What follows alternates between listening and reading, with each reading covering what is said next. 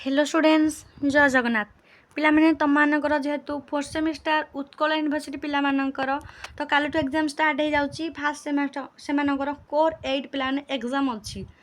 तो बर्तमान आम पॉलिटिकल साइंस रो कोर 8 रो 2026 रो क्वेश्चन पेपर पिलाने देखिबा जोड़ा कि तमମାନଙ୍କ एग्जाम पई बहुत पिलाने हेल्पफुल हबो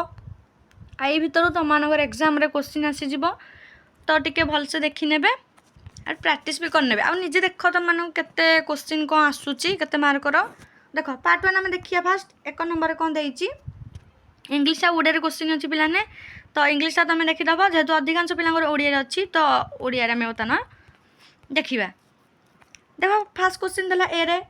बहुदलीय व्यवस्थार सुविधा सहित जड़ित विबुद्धि चयन कर ता पूर्व कही रखी पिलाने आम चैनल जो मैंने नुआ अच्छा एवं ही सब्सक्राइब कर रखिन कारण आगू आम चैनल आपको बहुत ही हेल्प कर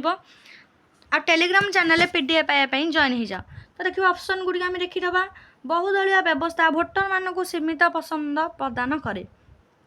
डबल आई रे द्वंद्वर संभावना अच्छी 3 रे भोटर मानक पसंद प्रदान करे आईवी रे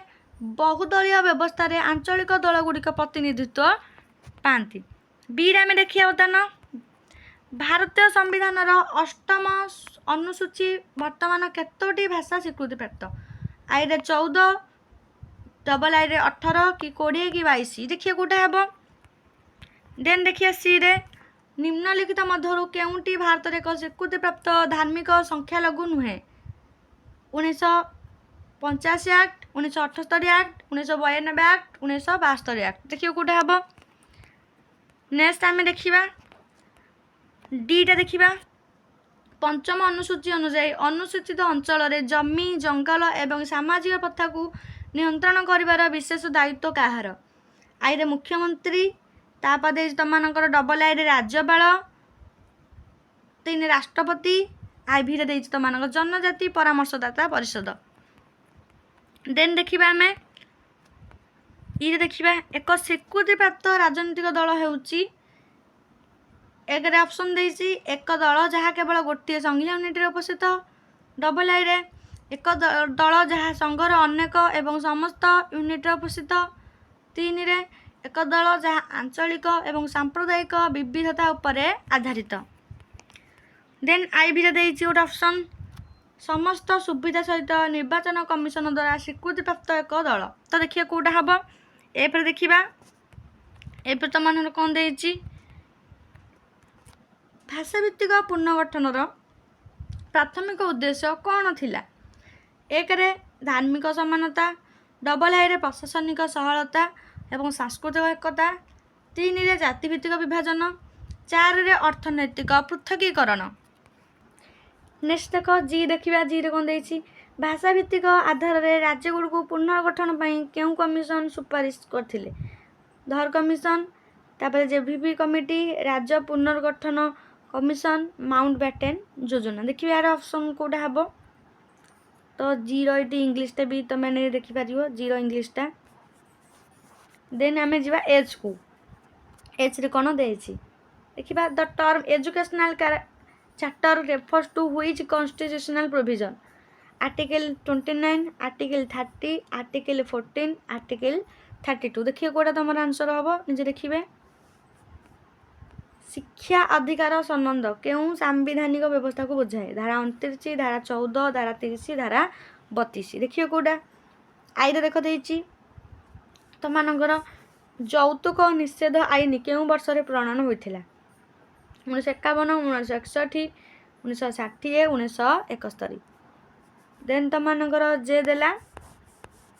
जे रे कोन देइछि तमन देला केउं संशोधन भारतीय संविधान प्रस्तावना रे धर्मनिरपेक्ष शब्द जोड़ी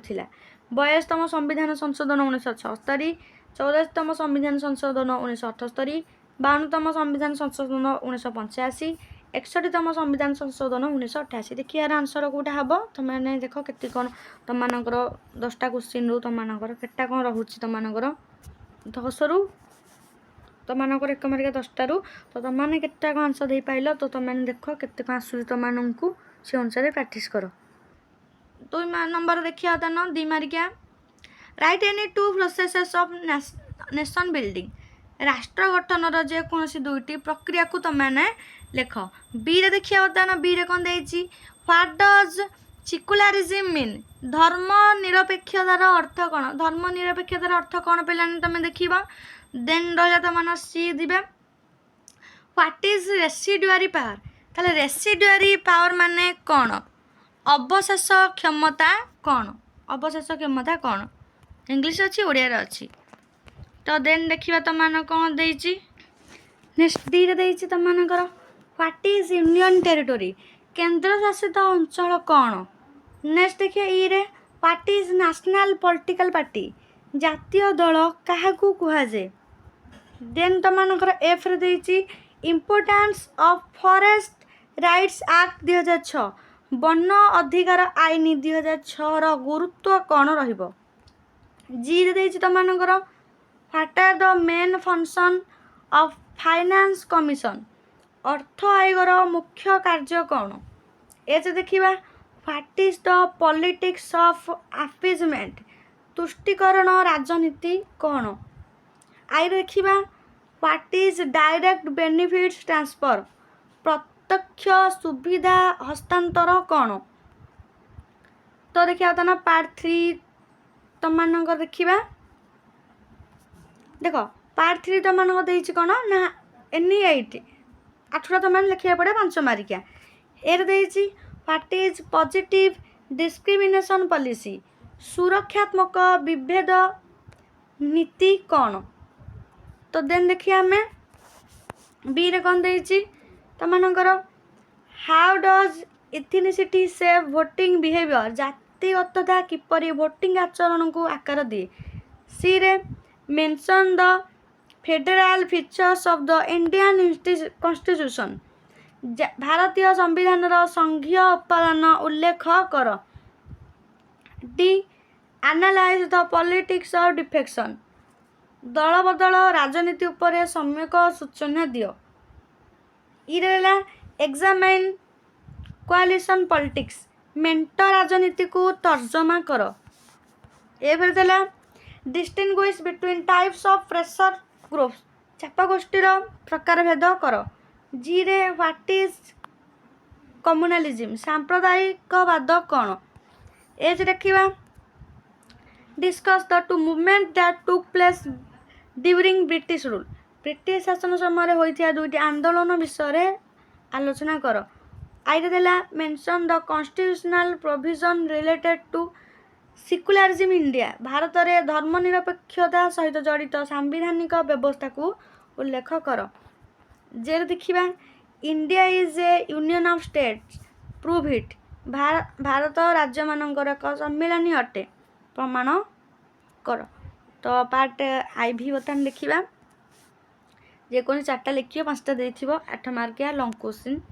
4 देख कौन देछि discuss the reason for the emergence of regional parties in India and their roles भारत में आंचलिक राजनैतिक दल गुड़िकर आविर्भावर कारण और सेमानकर भूमिका को आलोचना कर। 5 रे देला analyse the impact of displacement and development projects on tribal communities आदिवासी संप्रदाय उपरे विस्थापना एवं विकास प्रकल्पर प्रभाव विश्लेषण कर। 6 देखिबा unity in diversity is the foundational basis of Indian nation building discuss भारतीय धर्म निरपेक्षता को पाश्चात्य मॉडल सह तुलना कर। 7 देला identify the history and stages of the women's movement in India विविधतार एकता होउची भारतीय राष्ट्र गठनर मूल आधार आलोचना कर। तो थिला तुमनकर लॉन्ग क्वेश्चन। देन आउ गोटे अच्छी तुमनकर ये 8 नंबर रे identify the history and stages of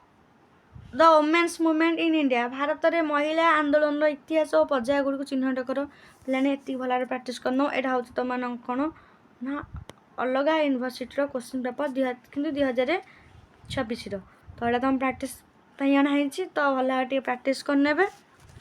uh channel plan निहाती एवं शेयर आउ सब्सक्राइब करके रखु।